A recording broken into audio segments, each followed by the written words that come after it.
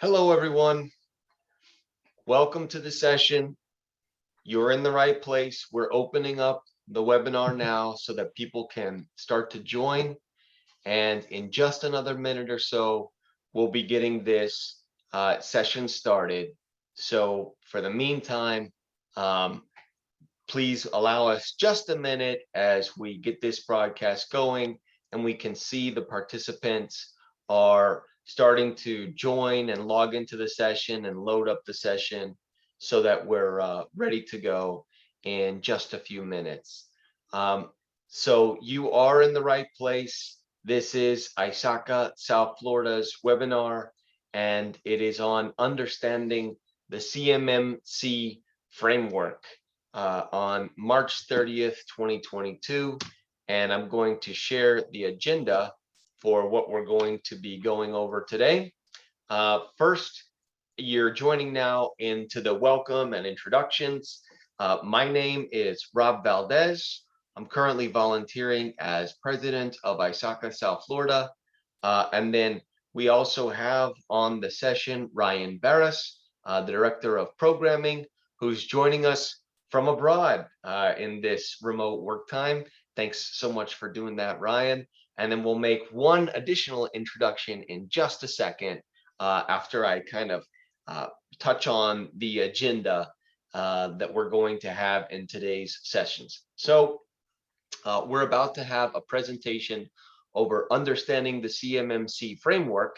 And as is often the case with these sessions from ISACA South Florida, the best way to engage with this content is if you are in a place where you can use the Zoom client. And if you can't, if you don't have that application or you don't have access to that application, the second best way is probably to use Chrome and load this into your browser. You can always write questions into the Q&A module, and we will be able to get to those questions towards the end of the session. And we'll make sure that Luke has an opportunity to see those so that we can get some of your questions answered as well. As always, these sessions are eligible for CPE. The CPE certifications or certificates will be sent out approximately 1 week subsequent to this event. And likewise, we will also be uploading the materials from this event, which include the recording. And Luke has been kind enough to also suggest that he'll make the PDF of the slides available too. So without further ado, what I'm going to go ahead and do now is introduce our speaker. Luke is actually a senior manager at Echelon Risk and Cyber. He's an experienced management consulting with an extensive background in development and implementation of risk management, cybersecurity, governance, risk compliance strategies, and tech implementation. So I will go ahead and invite Luke to please start sharing his screen and to take it away. Thank you, sir. Thank you. And yeah, thank you for making me sound a little bit more important than I actually am. Very much appreciate that. So give me 1 second. I will go ahead and pull up the presentation and go ahead and get started. Rob or Ryan, can you give me a thumbs up here if you guys can see my screen okay? Excellent. So thank you both for giving me the opportunity today to speak with all of these folks here in ISACA, South Florida. It was funny, we were joking a little bit before we kicked off here about different weather patterns and whatnot. And I saw greetings from Puerto Rico and South Carolina and a whole bunch of places that are way warmer than where I currently am in Pittsburgh, which is where Echelon Risk and Cyber is currently headquartered. So I won't bore anyone else with too much of a background to myself, but I do have a little over 12 years experience in the consulting world, specific to cybersecurity. My main area of focus has been GRC, third-party risk management, things like that. So it's CMMC has been a pretty big focus of mine for the past 2 years, as well as our firms. And just to give everyone a little bit of information about the firm, Echelon Risk and Cyber, we're a little over a year and a half old at this point. We are a comprehensive cybersecurity consulting firm. We've got three main areas of focus, stemming from offensive security, defensive security, and audit assessments and compliance. So we really try to help our clients, address the full spectrum of different cybersecurity issues and needs. And I actually lead our audit assessment and compliance practice, which most of you could probably have guessed by the topic of today's session. So I wanted to start with, before I even get into my agenda specifically, talk about a couple different goals of today's session. So the first of which is to give you guys kind of a mini history lesson on what the heck is CMMC, where did it come from, why is it here, when did it start, give my own opinion and assessment of what CMMC brings to the table, why CMMC 2.0 is even a thing at this point. As I'm sure you could see from the title of the presentation, the CMMC 2.0 with the dots, it's maybe foreshadowing a little bit that it might be a little underwhelming, but we can talk about that as we move forward. And then what I want to do is give some practical recommendations for next steps for folks that might be in scope for CMMC. So like I said, the first piece of this, we'll go into a bit of a history lesson. We'll talk about what CMMC is, who the accreditation body is. We'll define CUI and FCI. Those are terms that if you're familiar with CMMC, that different data types that are they're kind of the main reason for its existence.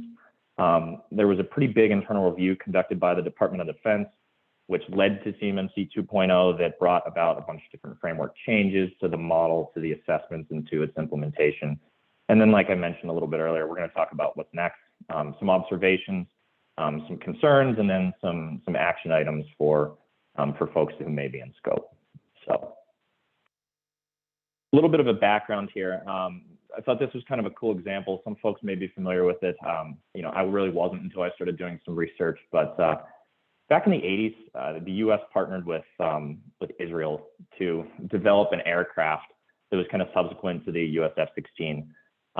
And costs rose, things happened, and basically the project was kind of scrapped. The U.S. pulled out, and there was a lot of really good work done that was across the gamut of different classifications of data. But what allegedly ended up happening is that Israel sold the progress and the plans and blueprints and information to China, and lo and behold, and very similar aircraft to what the United States developed was being flown around China. So it's kind of an interesting interesting example, but the moral of the story is we really need to protect our data.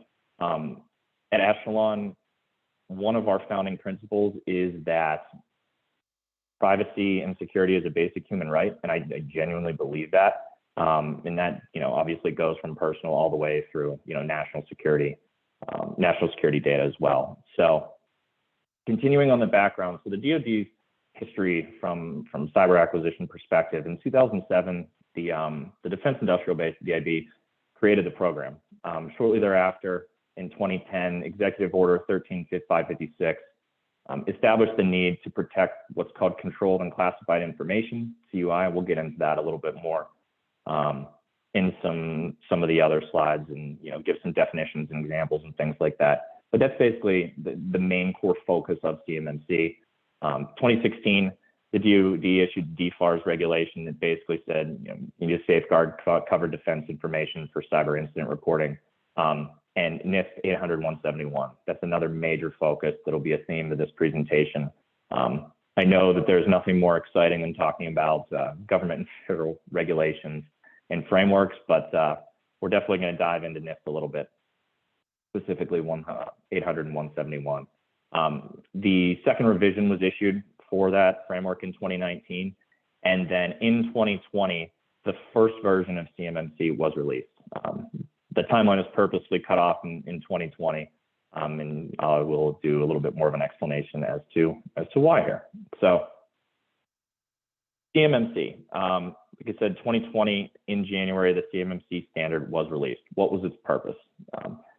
To help improve the cyber posture and protection of data for contractors and subcontractors that are involved in the Department of Defense supply chain. So one of the biggest questions that we get is, hey, you know, am I in scope right now? Just because there's been so much fluidity with the CMMC implementation that we're going to continue to talk about here as part of this presentation.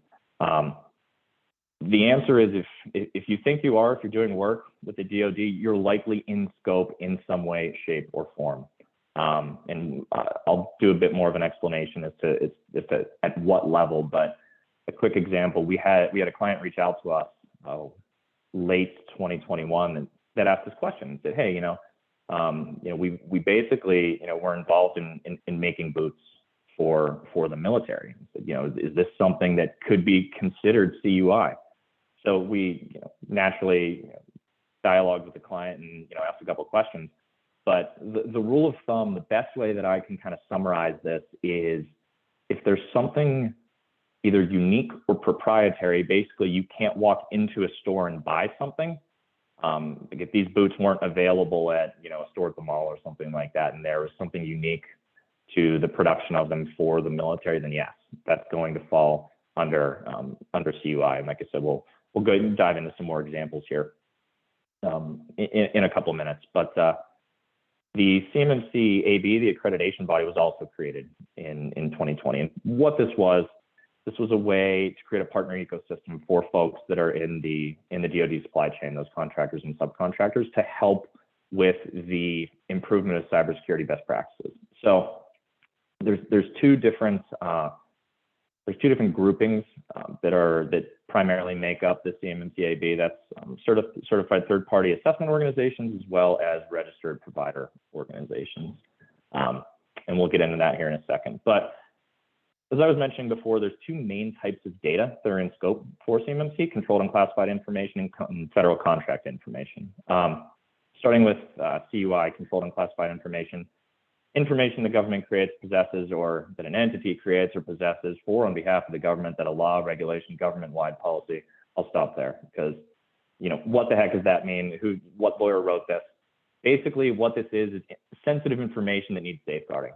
I kind of gave the example about the boots, but examples include PII, blueprints. If organizations make a specific bolt or a nut that is actually on an aircraft or some sort of weaponry, that's going to fall under CUI. The National Archives, the logo right here, has a full list of different categories of CUI.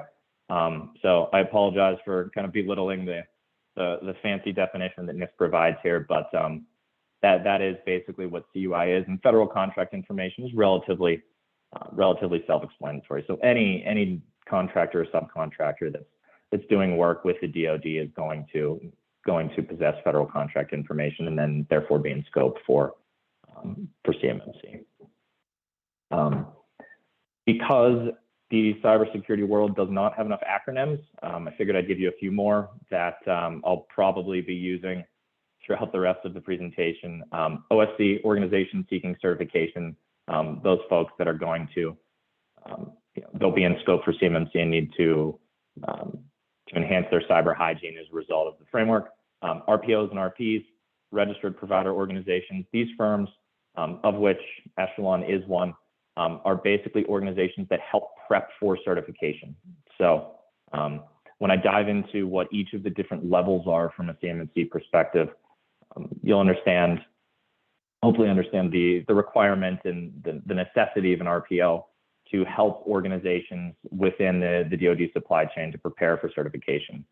There's plenty of organizations that are really small organizations that have never really invested in cybersecurity in the past, given their main focus is making that specific part or specific item for the DoD or for the military. And cybersecurity just they didn't either have the budget or the or the resources to truly invest in cybersecurity, maybe the way they would have liked or should. So organizations like ourselves, we really do help. We do our best to help these companies to better enhance their cybersecurity posture and prepare for all different sorts of assessments. And then the C3PIO, which is a mouthful, the Certified Third-Party Assessment Organizations. Those are the folks that are actually conducting assessments and giving you the thumbs up or thumbs down as to whether or not you are compliant with the level with which you are being being certified. And lastly, the Spur System, the Supplier Performance Risk System, is another source where the DIB provides the opportunity for contractors and subcontractors to self-attest and basically provide evidence of their self-assessment for the first level of CMMC. So I know that was a lot of background, but getting into a little bit more of the meat of things here. So the Department of Defense had an internal review that they conducted beginning in March 2021. It was roughly 9 months long and had a series of goals that are listed on the right-hand side of the screen here. Certainly safeguarding that sensitive information, that controlled and classified information, and then to enhance the cybersecurity practices of those folks that are part of the DIB, ensuring accountability. And one of the big issues and big concerns from the public as a result of the first launch of CMMC was red tape and confusion. And if I remember correctly, I think there were north of 850 specific public comments that were rightfully complaining about the first implementation due to the complexity of the CMMC implementation, and folks didn't know if they were in scope. They didn't know what they had to do. They didn't know what level they needed to be certified at. So I would say, from my very humble opinion, that was probably the largest driver.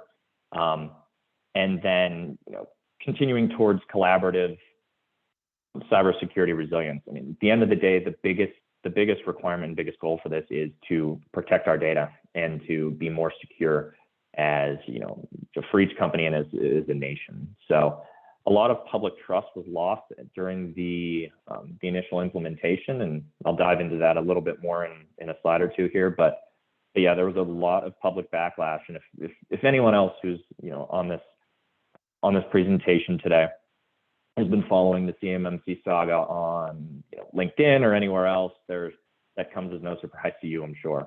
There's actually been a ton of debate on social media as well, positively and negatively, about this internal review, as well as updates that are still happening right now. So this is very much an unfinished product, but I do believe at this point there has been some positive progress made. So without further ado, at last, we will start to talk about CMMC 2.0, which is the most current form of the framework. So as I mentioned, there was that 9-month internal review by the DoD. And on the left-hand side here, the first model I'll do a quick review of began with having 5 levels. The first level was for folks in the DoD supply chain that only possessed federal contract information. So if you see on the left-hand side here, the different practices, those are basically controls, cybersecurity controls. So 17 practices for level 1. Levels 2 and 4 were what they called transition levels. And being totally honest with everyone on here, I still don't know what they mean because they were never formally defined. Had a ton of different confusion. And if you're kind of looking to the right-hand side here for CMMC 2.0, those levels 2 and 4 were basically just deleted.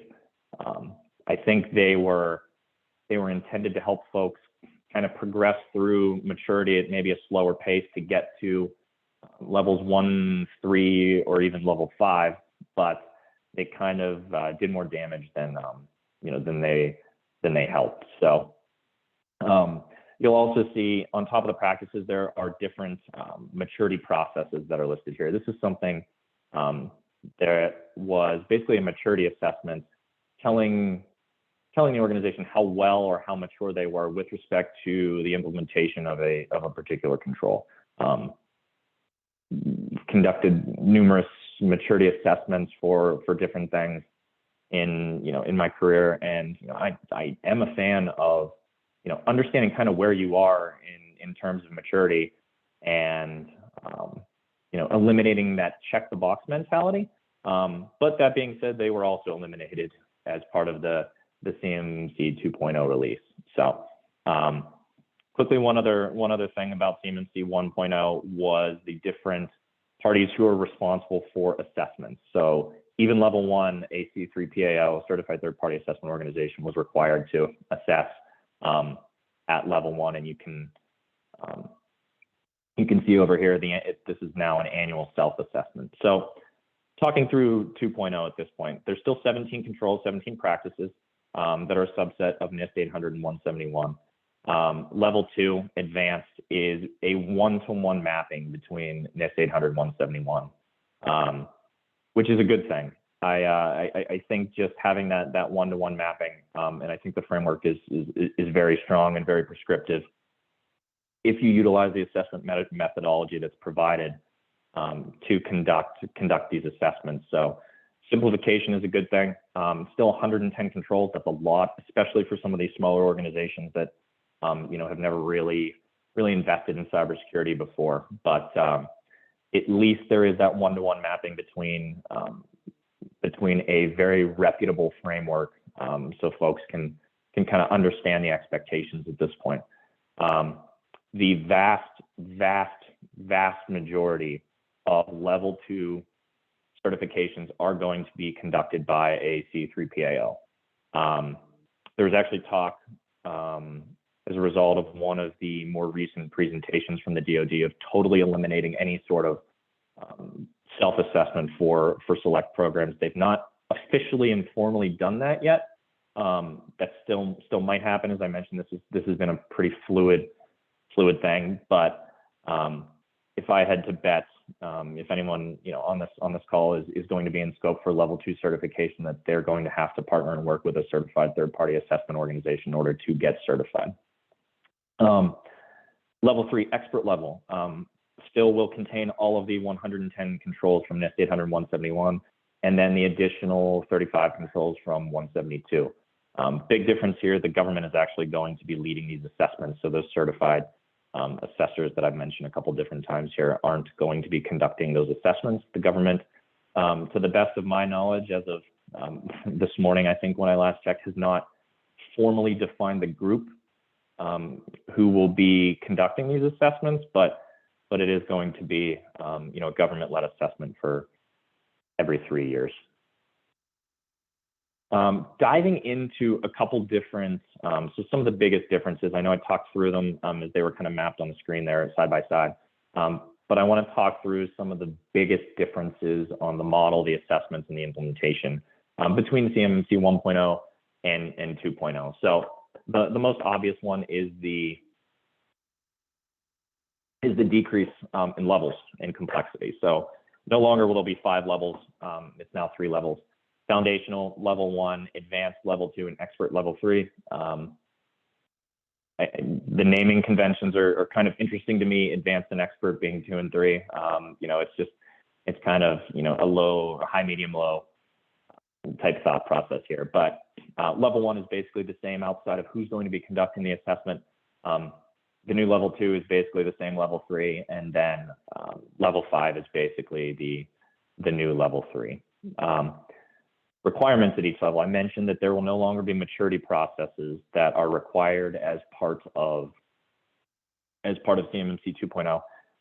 There's some pros and cons to that. I got into that a little bit, but it does turn this into a little bit more of a check the box exercise. It does also eliminate some complexity.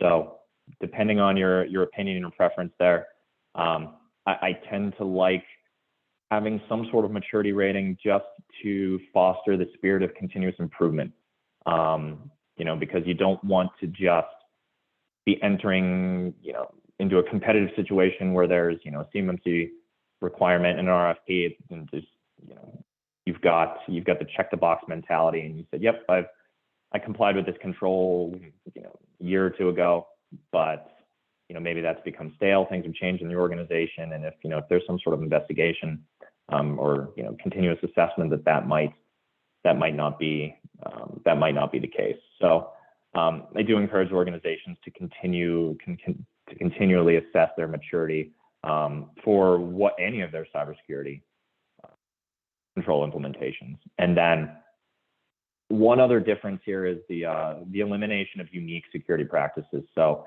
I'd mentioned the one-to-one mapping for level 2 and NIST 800 and 171. In CMMC 1.0, there were some unique controls that were part of the scope here. I think this is a good thing. This really does eliminate the complexity that the DoD was kind of unnecessarily bringing to the table, when there's plenty of frameworks that exist right now that are strong and solid that organizations can follow to ensure that they've got some really good best practices from a cyber perspective as well. Specific to the assessments, we touched on this a little bit, but the majority of contractors, especially those that are going to be level 1, are going to be able to conduct self-assessments in the Spur system. They'll also be required to have an executive at their company do kind of an annual attestation. This is great news for organizations that are a little bit on the smaller side as part of the DoD supply chain, for them to kind of stay in the game, because if there's kind of a mom and pop type shop that's now in scope for CMMC 2.0 that has to get level 2 certified and has never really invested in their cybersecurity, while getting to the point where you've got 110 controls that are successfully implemented, just to get a seat at the table and a chance to bid on a project, that's going to be a very large investment that could really handcuff firms. So I like the fact that there's the opportunity for these organizations, some of these smaller organizations, to do self-assessments for level 1. I am torn though, because of the minimal requirements that are required there. So 17 controls as opposed to 110, pretty large difference there. I mentioned the vast majority of level 2 are going to require outside assessments from a C3PAO.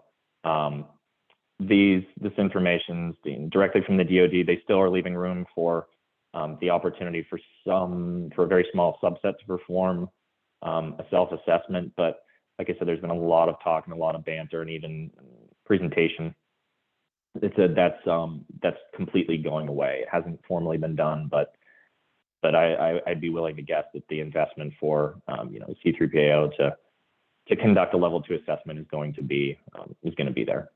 And then level 3 programs, government assessments, similar every 3 years to level 2, just with a different certifier, as well as those additional requirements from NIST 800 172. And then oversight of the assessment ecosystem. The DoD is going to have to approve any sort of conflict of interest policies. Basically, we don't want folks grading their own tests. So us as an RPO organization can't go and certify, and vice versa. So getting into the implementation itself. One of the things I actually do like about CMMC 2.0 here is the permission to use plans of actions and milestones. CMMC, the first iteration, didn't allow for this, but this does allow a little bit of flexibility for organizations who are investing and really trying to be compliant and implement all of the required controls. That being said, the DoD is not going to allow a POAM for certain controls that don't possess a minimum score that they've not actually defined yet.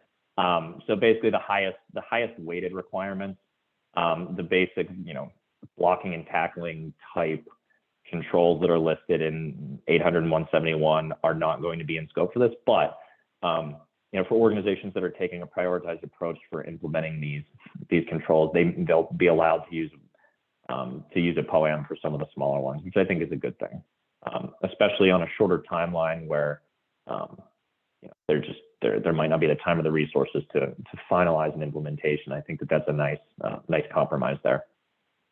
And then 1.0 did not allow for any sort of waivers for organizations. CMMC 2.0 will allow for a limited amount of those. There will be a pretty thorough review. The DoD has to conduct that review and submit a justification package to specify a timeline for CMMC 2.0 as a whole. Those waivers aren't going to be for specific controls. It's going to be for the framework holistically. diving into the requirements just a little bit. This isn't meant to be a comprehensive review of the NIST frameworks that are listed here, but I do think it's important. I've mentioned these several different times at this point, and because of the new one-to-one mapping for each of these, I felt that it would be a good idea just to give an overview of each. So 800 and 171 obviously is required for level 2 certification. We've talked through that. 110 controls, lots of work across 14 practices, which are basically categories. And then the foundational root of 800 and 171 is to protect the confidentiality of CUI. There is an assessment methodology that is also prescribed, and that's something I want to kind of hammer home here, is that that should be used. So NIST has prescribed a methodology for assessing compliance and implementation of both of these frameworks. You can see that there's one for 172 as well. And if folks are not utilizing the assessment methodology, there's a pretty darn good chance that there will be gaps. So I'd strongly recommend we employ and utilize the assessment methodology ourselves when we're helping our clients. I'd strongly recommend that that any company who's looking to achieve certification do the same. NIST 800-172 required for level 3 certification. It does have those 110 controls across those 14 practices plus 35 enhanced requirements. Those enhanced requirements are aimed to address what's called advanced persistent threats, APTs, and those are basically adversaries that have very sophisticated levels of expertise, significant resources, maybe nation states, things like that. And then mention the assessment methodology below. Very, very strongly recommend that that's utilized by any sort of firm that would be helping, or for a company that's kind of going at this on their own. That was a lot of background, a lot of history lessons. So okay, what now? What I want to do is kind of break down some very specific observations and concerns that I have, and then action items for organizations that are in scope. So the good news is I've mentioned that there has been a level of simplicity coming from 5 levels to 3. I talked a little bit about the elimination of maturity processes. I'm torn on it. I think that it's probably not the best way to streamline the process because of the check the box mentality. There's certainly room for debate there, but that is my own personal opinion. We've gone back to basics and mapped directly to an existing framework, which is a good thing. There's no more specific practices that are only CMMC. And there's an amplified focus on the protection of CUI. Federal contract information seems subordinate. That's likely by design and probably a good thing overall, because there's a lot of information out there that doesn't meet the top secret, classified categories that the federal government employs, but is still pretty important. And I talked a little bit about that being personal PII, personally identifiable information. There's protected health information categories. There are blueprints, things like that. So information that we just don't want to get into the wrong hands, and should be secured and should be private. Who does the assessment has changed a pretty decent amount. So I mentioned the ability for folks that are level 1 that only have the requirement of federal contract information to be able to self-assess. That I think is a good thing. Certified third-party assessment organizations are rightfully a little bit annoyed at this, because there were plenty of organizations that invested in getting that certification, getting those qualifications, building their networks and service offerings and things like that to be able to help organizations get certified. And a very large number of in-scope clients for these companies was just kind of pulled out from under them. So that role is fairly diminished. It kind of is what it is at this point, but probably not the most ideal thing. Having some empathy for folks that that did invest to be a C3 PIO. They are still required for level 2, as I mentioned a couple different times, but that role has been diminished a bit. And then the DoD themselves, the federal government, will be conducting assessments to occur at the new level 3. That group, like I said, still has not been formally defined, but there's definitely going to be more to come on that based on all the information that I'm reading. The AB, the Accreditation Bureau, is not going away, and that's one of the big things that they communicated at the end of the internal review was, hey, this is a massive overhaul. We get it. This is not going away. It is going to be a requirement moving forward. So despite all of the fluidity and confusion and kind of the rework, the C3PAO role, the RPO role, they will be here to stay. And the CMMC assessors and instructor certification, those organizations that are they're actually doing certification of folks within the AB will also be here to stay. A couple concerns that I've had. Some of them have been communicated at this point. Some of them were obviously a little bit implied by the title of this presentation, but CMMC 2.0, playing a little bit of Monday morning quarterback, is really what 1.0 should have been. We've not really made any progress since 2016. I was joking with some coworkers earlier today saying, yeah, you know, if we were working on a project for the first 2 years and then we had the ability to kind of reevaluate our project and all we came back with was a scope reduction, probably not going to be viewed all that favorably. So poking a little fun at the implementation here a little bit, but when you actually lay your cards on the table, we're really not too much further than we were in 2016. It would have been a good starting point.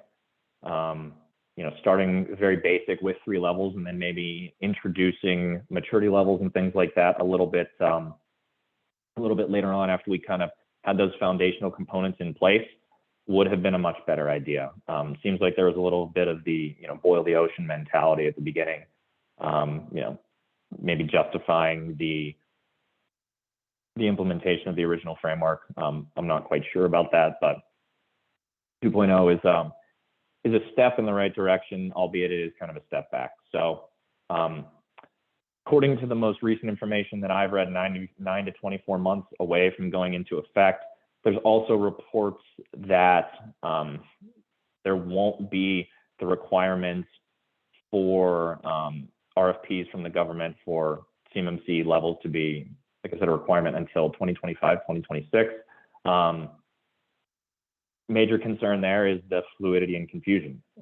I'd love to be able to say, all right, you need to have level 2 certification by this date. All of us working in the corporate world, if we've got a date to shoot for, we're going to hit that date.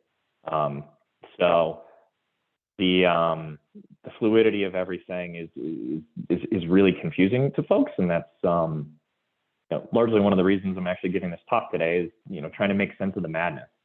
I talked a little bit about how level 2 programs were kind of divided into, all right, part of these folks are going to be able to self-assess, part of these folks are going to be able to, or they're going to be required to have outside certification. Like I said, there's been a lot of different talk about that. Pretty much all level 2 is going to require the outside assessment. I'm not sure if this is just the justification to help the certified third-party assessment organizations, maintain and justify their investment since level 1 was kind of pulled out from under them. I do think it's a good idea to have an outside set of eyes on any of these implementations as well, because these folks are going to be experts in the cybersecurity field, and they're going to be able to help organizations actually implement controls that are going to be effective. And then the level 3 programs that I mentioned a couple different times are going to require those assessments every 3 years that are conducted by the federal government, by a group who will be named later. Relaxed requirements, we talked about the maturity requirements. Still torn about it, still kind of a check the box exercise, but that would be that would be a logical enhancement in the future. You know, after there was a very solid foundational implementation of what is now CMMC 2.0. And then we talked a little bit about the plan of actions and milestones being back. And, you know, there's kind of debate on poems as well, because there's that ability to kind of kick the can down the road and say, yeah, you know, I'll get to this control later. I do think it's probably a good thing for plenty of organizations that, you know, haven't fully invested and, you know, are trying to do their best to implement, you know, the 110 controls that are defined by 800 and 171. So I don't have a huge issue with that. It's a little confusing that the Department of Defense is going to limit, you know, which controls are going to be in scope for a POAM, but that I don't have as much of an issue with as I do with the maturity requirements. Excuse me. All right, so what do you do if you are in scope at this point? 3 actions that we think make sense to take now. Can't stop, won't stop. This is coming, especially after the relatively large step backward that we took with the internal review conducted by the DoD. Focus is now on this 800 and 171. It's the future. It's not going away. That's been communicated countless times by the DoD. So it is taking more time. I don't know how much more time it's taking. I'm not sure anybody really knows how much more time it's taking. Yeah, at some point, this is going to be a requirement. And at the end of the day, it is a good one. You know, we do need to protect our data. We do need good cyber hygiene. We do need to implement cybersecurity best practices. It seems every other day you look in the news, there's a new breach. So the last thing we want is any sort of breach or exposure to information that, you know, could jeopardize our national security. Bullet point 3 here is a very big one in my opinion. So if you do find yourself in scope, start now. Use this extra time to spread out your budget, spread out your effort, start slowly, start with maybe training and awareness, which is a requirement for 800 and 171. Start small and maybe build and create a plan whenever your budget season comes about to start to implement this thing. Use it as a blessing. That if there's one big takeaway that I can, you know, I could provide today, it would be, you know, use the slowness of the implementation to your advantage. There's a bunch of different resources available, and like Rob said at the beginning, I will be providing these slides with links and things like that.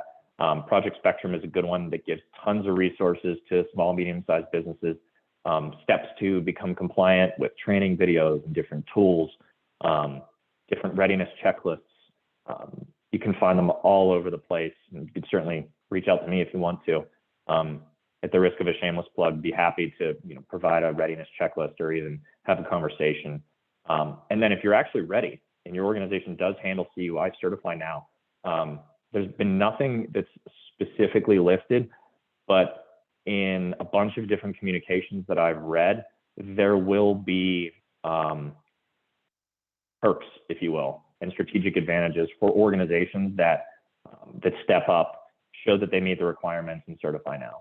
So it's only going to benefit your organization from a cyber perspective in the long run. There aren't the additional controls that the Department of Defense were recommending as part of the first implementation. So use NIST 800 171 as your benchmark. Start to implement your controls now so that you really can enhance your cyber posture. Why should you start now? So we've talked a little bit about this, but compliance takes time and money. It's a huge effort for 110 controls. You know, every organization has a different starting point here, but that is a lot of work for cybersecurity organizations or departments within organizations that are likely already overworked. One of the biggest themes that we see is that you know, folks that work in cyber information security or risk management, for that matter, they, you know, don't have enough time in the day. And I know that's a lot of us, but that's definitely a theme that we see. So takes a lot of time, takes a lot of money. Spread out the budget as much as you possibly can. Like I said, the biggest takeaway from this is use this to your advantage if you do find yourself in scope. Bullet point 3, the Department of Defense has expressed intent to expedite the process, potentially being implemented before the end of 22. May or may not happen, but you don't want to be caught with your hands tied. Once CMMC 2.0 does go into effect, all contracts are going to have their awardees required for compliance at the time the contract is awarded. So this isn't going to be one of those, okay, we'll still award you the contract, but you've got 2 years to make sure that you're compliant with all the controls. So definitely start now. As any of my fellow cybersecurity employees know, major culture change is likely going to be required if there hasn't been an investment in cybersecurity. Just kind of is what it is. Businesses are more focused on running the business, generating revenue, producing whatever they produce, and rightfully so. That's why the business exists.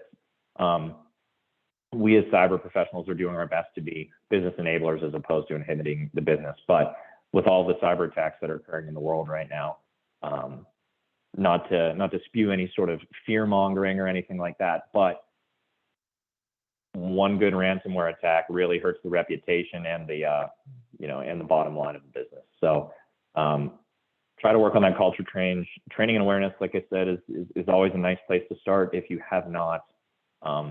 not found yourself to be on the more mature side of these implementations. And I mentioned a few other times that this is going to reduce the likelihood for some sort of incident or a breach. It's good cyber hygiene, good practices, basic fundamental things that organizations should already be looking at doing, whether or not they're in the DoD supply chain or not. So strongly recommend starting now. And then lastly, there are those potential financial incentives that I mentioned. They're not defined yet. Hopefully that's not just kind of the dangling of the carrot, but they have been mentioned several different times. At this point, I think I'm still relatively far from the hour, but I would love to take any questions or have any discussion if anyone would like. Excellent. Thanks so much, Luke. So we have the Q&A module available so that people can write in questions and ask any questions that they have relating to the presentation or the changes to the framework.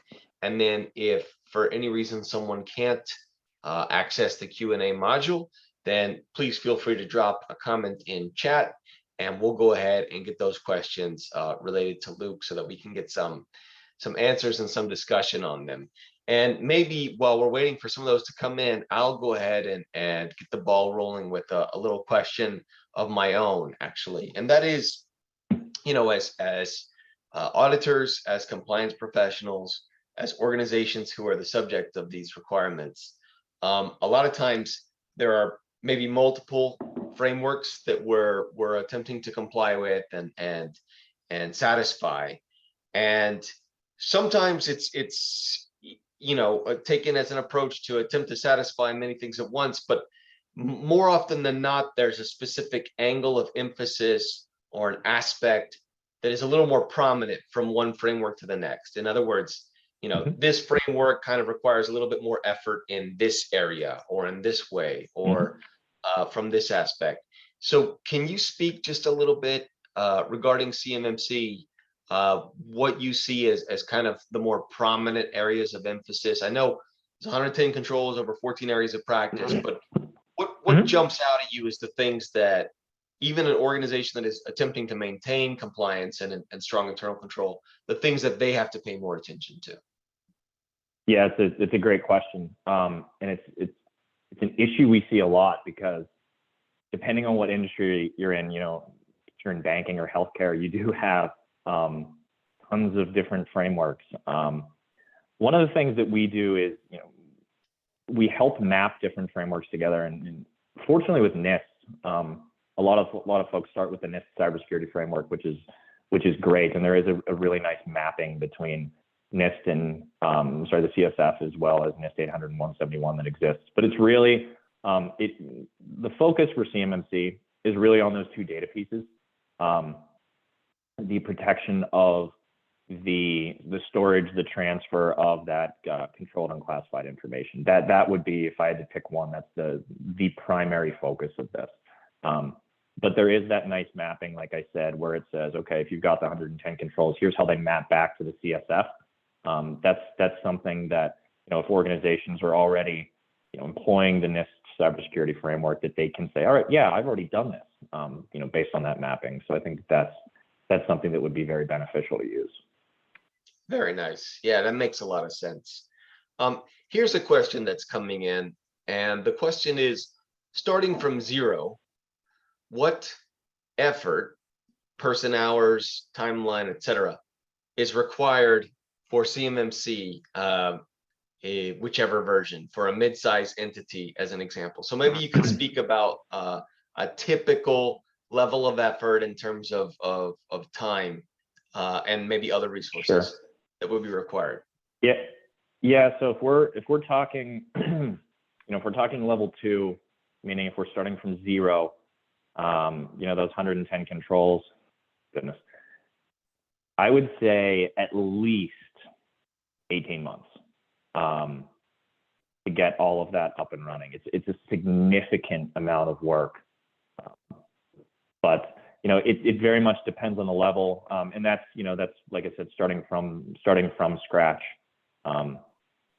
If you've really had nothing, so that's why I was so almost obnoxious trying to say, hey, start now. If you really do start from the beginning, and that's full-time effort. So if you get a team of, say, and this very much depends on your footprint and the size of the organization, how many data centers you have, all that sort of stuff. So there is a little bit of discovery that would be involved there, but yeah, if I had to just kind of knee-jerk reaction, I'd say probably at least 18 months. Excellent. Thanks very much. And I know you mentioned also earlier about a company that makes boots, right? And it's not necessarily that doesn't jump out at you as controlled unclassified information, right? Necessarily, like intuitively. No. What are some other interesting organizations you've seen that maybe wouldn't necessarily occur to somebody that ended up being in scope? Yeah, organizations that make bolts, like different screws and things like that are unique to, I think I mentioned the plane. Feel like most folks on here think, yeah, we can just walk down to Home Depot and go get something like that. But yeah, there are patented different parts to machinery that are in scope for this. And I'll actually share a link, Rob. There's the National Archives has a bunch of different categories for these things that are pretty eye-opening, and they get down to some pretty interesting things. And I could probably pull it up right now if folks wanted to see them. But yeah, I think just different components like that. I was kind of, whenever I first started looking into this, I was fascinated because the military is something I've always been interested in. Not that I've ever served, but yeah, just small components and things like that I thought was pretty interesting. And then on top of that, I found that if you know anything about the federal government and the way they contract, they use contractors and subcontractors all the time, and the vast majority of the time, a subcontractor is going to be held to the same standard as the lead contractor on some of these on these contracts. So I thought that was pretty interesting too. Absolutely. Here's another question that's come in. Is there a classification of DoD suppliers according to the goods, services they provide, which have to be compliant or can be exempted from being compliant to CMMC? Does this map with the level 1 requirement? I have not seen a full-on listing based on who is in scope and who is not yet. No. and I hope that I'm wrong. It's a question we've been asked in the past, and I've not seen it. That's one of the reasons I always give kind of the Boots example and some of the other ones to say, hey, you might be in scope. Otherwise, probably need to talk to the contracting officer or something like that. But to the best of my knowledge, no, I've not seen that. Yeah, that speaks to your lament about additional insight and guidance. Sure would be nice, right? Okay. It would, and I know there are colleagues and other professionals that I've spoken to that certainly share that. So here's a question that's come in. Is there a scenario in which a financial organization such as a bank would require CMMC compliance? Yeah, definitely. Actually, one of the CUI categories is bank secrecy information. So yes, there absolutely is. Can you elaborate on the biggest banks in the world? Oh, sorry. Yeah, maybe you can walk us through an example where a bank it gets wrapped into it. Sure. You know what? If you don't mind, Rob, do you mind if I just kind of pull up some of these examples and maybe talk some folks through just to maybe eliminate some of the confusion here? Sure. If you give me one sec. So different budgets for the DoD is an example as to where money is being spent. That's certainly one. I can actually pull this over right now. So like I said, bank secrecy information, this is on the National Registry. So these are different CUI categories that folks can take a look through. Now, like I said, these are just categories. These aren't going to be every single example in the world, but if you're sharing, so I don't see it. If you're sharing something, I don't see it right now. Oh, sorry about that. Yep, I did drag that over. Let me try a new share here real quick. I think this will probably be the best use though for us, just to have a little bit more of a targeted discussion. How's that? Yes, thank you. All right, excellent. Sorry about that. So National Archives here has a list of CUI categories. And like I said, these are just categories where there are a ton of different examples as you go down through each of these. But financial for a bank is absolutely in scope here. There's a bunch of different examples that they provide here. Like I said, bank secrecy, different budgets, different fund transfers, things like that. So absolutely, there are plenty of different examples. There's general financial information, which is probably the catch-all for a lot of these things. But yes, there are plenty of banks that have contracts with the federal government, and at minimum, if there's a contract between a bank and the federal government, you're going to be in scope for level 1. Gotcha. Okay. And then, is there a crosswalk between CMMC and Fisma? I have not seen that. Not yet. It's something I could probably do a little bit more exploration on, but I've not, not seen that one specifically. Nice. Okay. And then let's see if we can get a last one in real quick as we're wrapping up. Let's see. Okay. Similar to the previous question, determine whether you were covered or not. For example, if you are making uniforms for the Army, would be considered in scope. I guess that's more of a comment than a question. Yeah, as long as you can't go to Walmart and buy that uniform. Yeah. Right. And then, were there CMMC 1.0 specific requirements that were dropped? Any key risks? There were. Okay.